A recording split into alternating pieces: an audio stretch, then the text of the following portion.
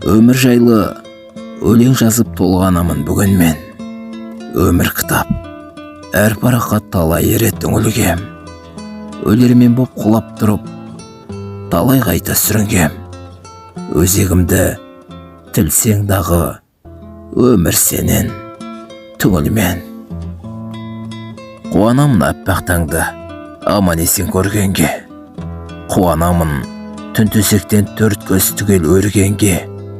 Қуанамын айналама адал жандар келгенде. Қуанамын шүкір айтып Алла шабыт бергенде. Өрге шықтым, еңіс бастым, кейде жолсыз сенделдім. Өткені мұң, келері күн, жұмыр басты пендемін. Өлеңімді серік етіп, жан жарамды емдедім. Өйткен өмір